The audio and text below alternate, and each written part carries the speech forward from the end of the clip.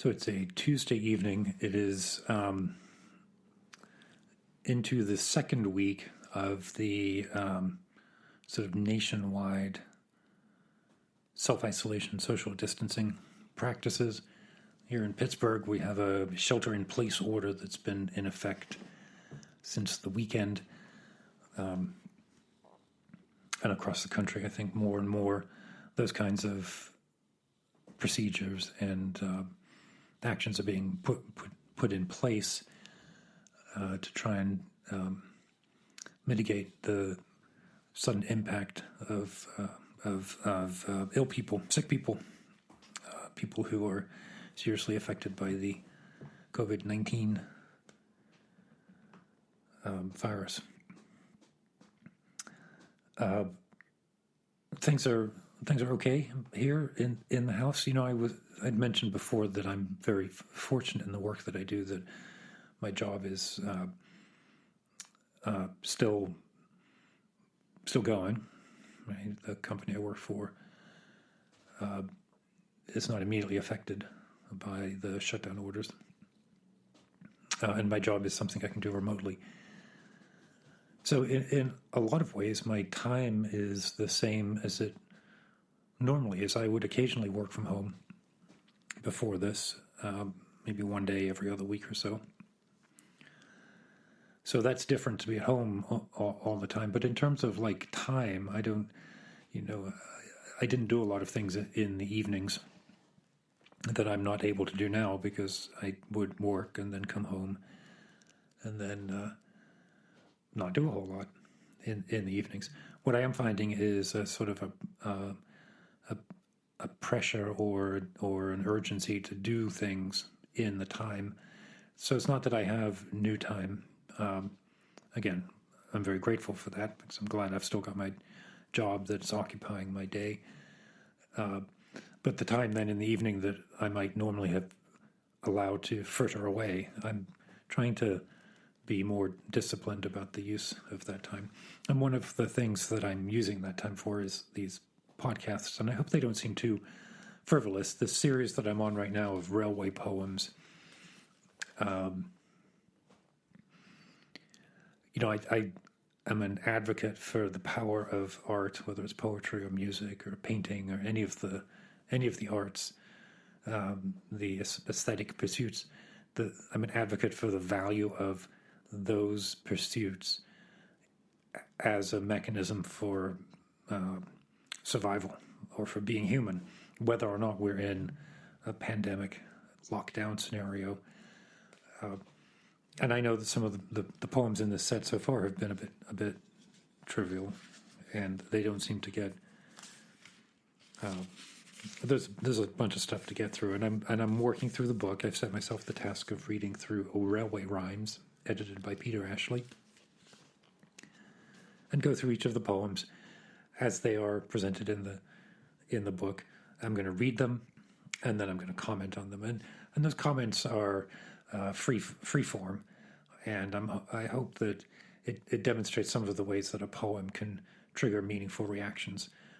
Totally different for you than for me, but a poem is like a pebble that's dropped in, and we should pay attention to the ripples that move out, and what that means for the value in our life. What resonates when a poem is put before us, and pay attention to the things that resonate, and then learn to find poems that cause the kinds of resonances that we like or that we need. So this poem in the book is called The Speculators, and it is by William Thackeray. Thackeray, a Victorian British poet, born 1811, died 1863, known, I thought, primarily as a novelist or a sort of Victorian allegory. But that really just shows how little I know about Thackeray. What I do know is that at the University of Pittsburgh here, there's a hall called Thackeray Hall. It might be one of the administrative buildings. So at least when the Pitt campus was being designed and built. Thackeray had sufficient weight and fame that he was considered a suitable street name or building name. So the poem is called The Speculators. I'm going to read it and then I'll just talk through it. The night was stormy and dark. The town was shut up in sleep. Only those were abroad who were out on a lark, or those who'd no beds to keep. I passed through the lonely street. The wind did sing and blow. I could hear the policeman's feet clapping to and fro. There stood a potato man in the midst of all the wet. He stood with his tato can in the lonely Haymarket. Two gents of dismal mien and dank and greasy rags came out of a shop for gin, swaggering over the flags. Swaggering over the stones, these shabby bucks did walk, and I went and followed those seedy ones and listened to their talk. Was I sober or awake? Could I believe my ears? Those dismal beggars spake of nothing but railroad shares. Their talk did me perplex. All night I tumbled and tossed, and thought of railroad specs, and how money was won and lost. Bless railroads everywhere, I said, and the world's advance. Bless every railroad share in Italy, Ireland, France, for never a beggar need now despair, and every rogue has a chance.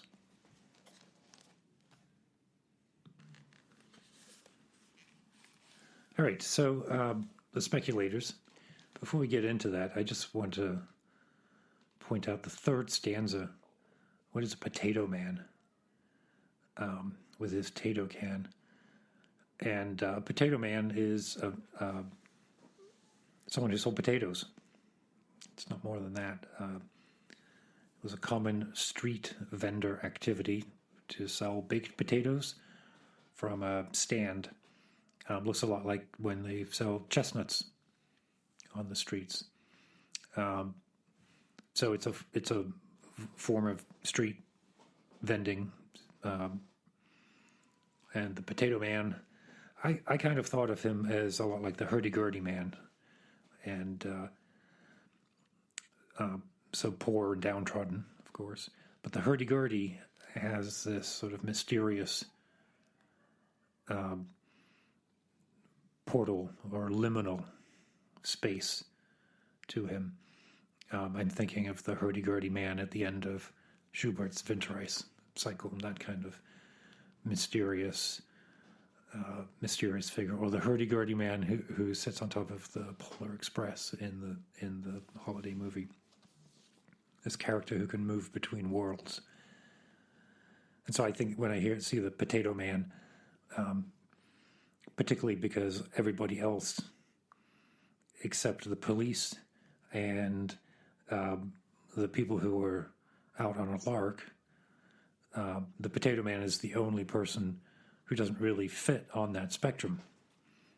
He is not the force of law, and he is not the force of chaos.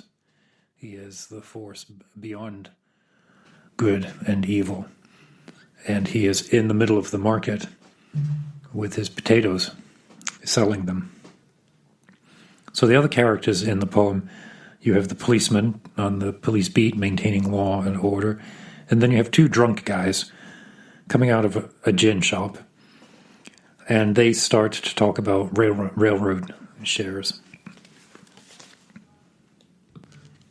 Now, the reference to railway shares is very appropriate. The railway mania, railway speculation in the 1840s, 1850s, so, in Thackeray's midlife, was an enormous speculative venture. The railways were the new technology. They were heavily invested in, and they were invested in through the issuing of shares by the company. And it followed a trajectory that we would find familiar even today. The shares would be issued, there would be a rush on them, they would become more valuable, people would buy more and more of them, and as they became more valuable, people would would buy more, hoping that it would continue to rise forever, and then at some point it doesn't, and there would be a bust. And there were hundreds of these offerings, and each of them were an act of Parliament that allowed a company to offer shares and then take the money from the sale of shares and build the railway. And these two drunk guys are talking about railroad shares. Now, what I'm not clear, or what I'd like to imagine is unclear in this poem, is, are these two drunk, homeless beggars who, in the midst of their intoxication, are dreaming of railway shares and imagine that even in their lowly state, they could scrape together a couple of shillings that then would turn into a fortune, right?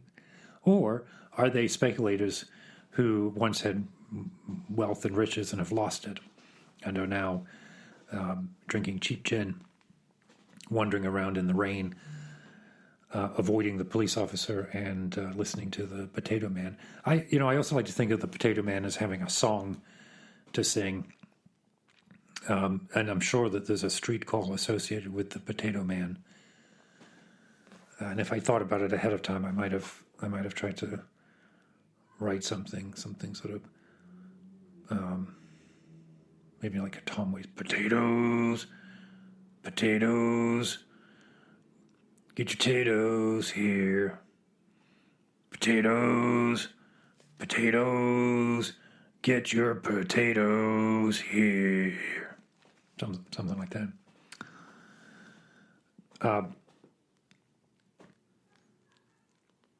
So the poet asks, am I sober or awake?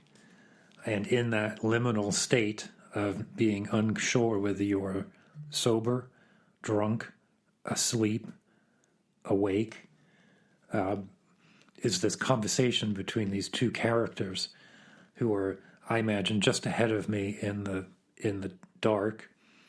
And it would truly be dark. The presence of perpetual electric light was far off in the future at this point. There would have been wells of total darkness as you were walking even around a village, let alone once you moved out of the village and into the fields or the roads between towns and villages. The darkness would be absolute. The benefit for that would be that I imagine in this poem that the sky would be filled with stars, although it's quite clear that it's raining. It's dark. The night was stormy and dark, so no stars. Just a pitch blackness that we probably have a hard time truly imagining right now. The number of places where there is true darkness is vanishingly small in our modern lives. I think you'd have to go. There are a couple of places known for their darkness. One actually not far from Pittsburgh, the one in central Pennsylvania. But even those areas, and another out in the desert, like the Badlands or something, but even those, I think the chance of you not having any light even on the horizon is pretty sobering to think how hard it is to see a truly dark sky. So our poet is really troubled by this, and it, there's the speculative. He's wondering about the railroads. He's wondering about the speculation. But in this poem, different from the first two, where I read a lot into them about the enclosures of common land for the railways to be built. In this poem, I like to think of the turmoil as being psychic distress at these two characters. And so I put a lot on these characters. I don't think that they're just a couple of drunks wandering around. I think that they are perhaps more like Beckett's characters in Waiting for Godot, Vladimir and Estragon, and that as they sober up a little bit and leave the village, you could almost imagine the poem turning into Waiting for Godot. Perhaps that's where they're on the way to wait for Godot, and they swung in for a quick gin, got a little bit tipsy, but carried away with themselves and started talking about railway shares. I mean, the times where I've gotten a little bit tipsy and had grandiose ideas with friends about hiking through the Scottish Highlands or fixing the world is easy when you've got a couple of splashes of scotch in you. But that liminal state of mind, I think, for a poem that has some really shitty rhymes in it, it's got quite a lot going for it. For example, one of the shittiest rhymes in this poem, and in this poem exceeding many other poems for shitty rhymes, is again in that third stanza with the potato man. First off, rhyming potato man and tato can, right? So he spells it with the apostrophe TATO dash can. So potato, POTATO hyphen MAN, rhyming with his tato can. That's just dumb. Right? But in the same stanza, he rhymes wet and haymarket, and the scansion is so crappy. There stood a potato man in the midst of all the wet. He stood with his tato can in the lonely haymarket. It's just appalling. There's no fluidity. It's shitty. But having said that, these characters, Vladimir and Estragon, are on their way. They pass the mystery of the potato man. They avoid the strictures and structures of the policeman. And they off into the night, leaving our poet sort of troubled by this mysterious figure, as if you were walking along the street and saw someone, perhaps even said hello to them, and then afterwards you're sure, was that person really there? And if they were, why did I run into them at that particular corner? And why did they say whatever it is that they said?